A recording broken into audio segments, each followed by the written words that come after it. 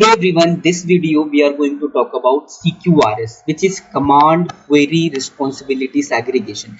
This is very important database patterns and most frequently asked question in the interviews.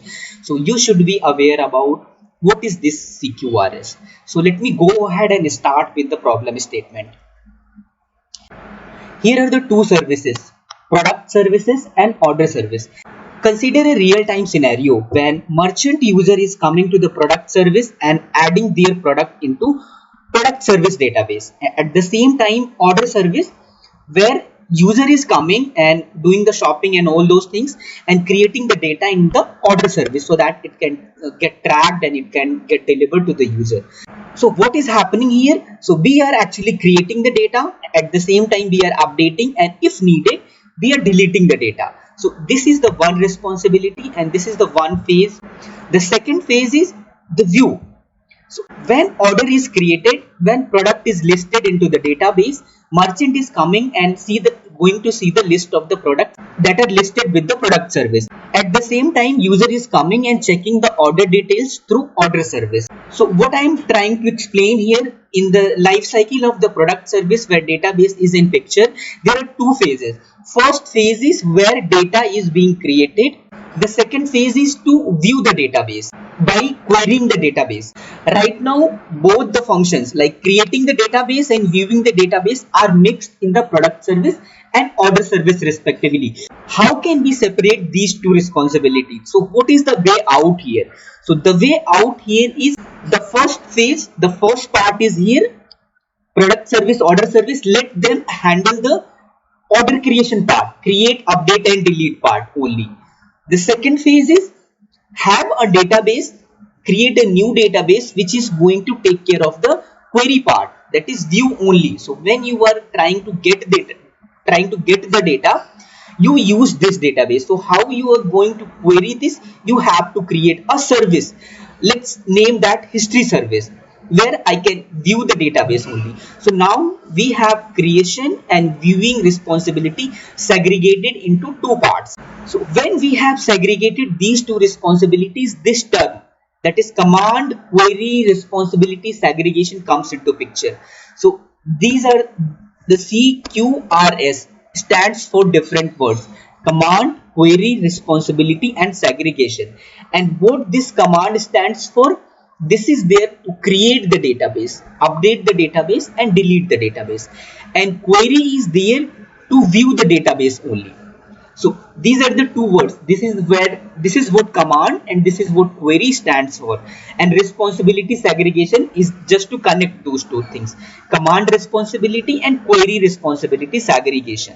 Now we know what is this CQRS. Let's see the challenge. What challenge comes? Now we have these two responsibilities, right? To create the data and to view the data.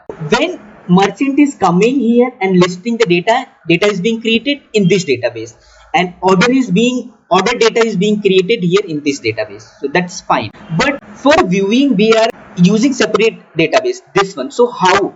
There has to be a way where this database, the data that is stored here in the product database and order service has to come here in this history service so that we can query and see the data. So how many ways are there that we can replicate this data replication to view database? First way is we can have an event handler.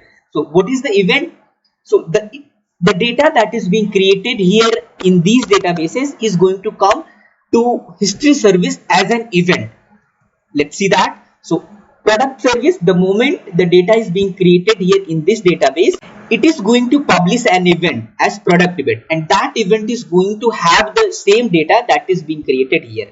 The same way order service is going to also create an event having the same data that is being having here. So this database is also going to have the same set of tables that are being here.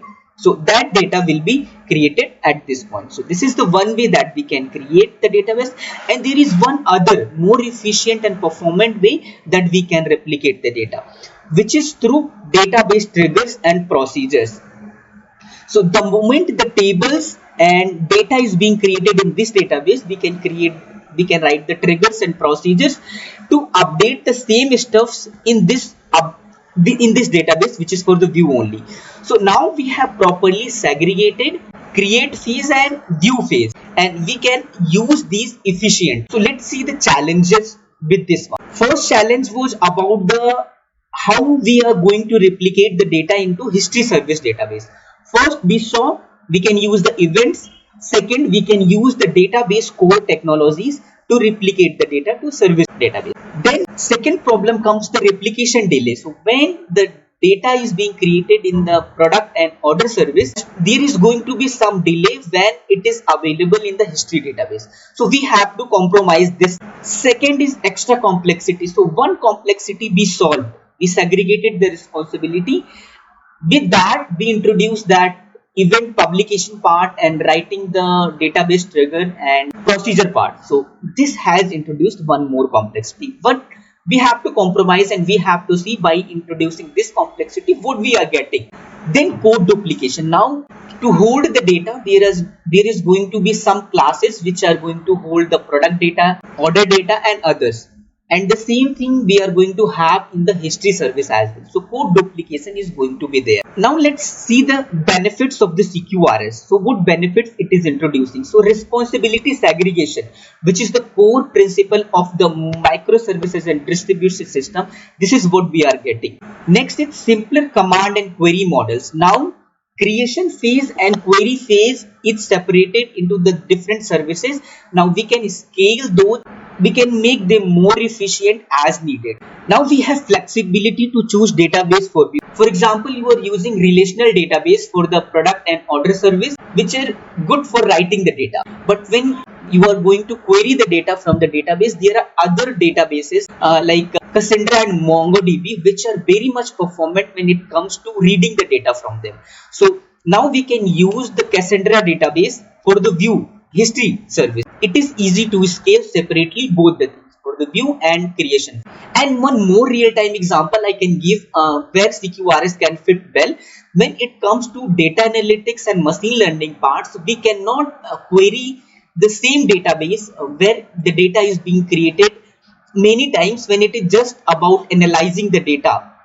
Analyzing the behavior of the user and merchant where the data is being created. So in these cases, we have to replicate the data to some other database which is very much efficient for reading the data only, because machine learning and data analytics is going to just read the data, not the create and modify the data. So in this case also CQRS is very best suited. That's all about the CQRL. Let's see what is the next that we are going to see. Next we are going to see this concept eventual consistency.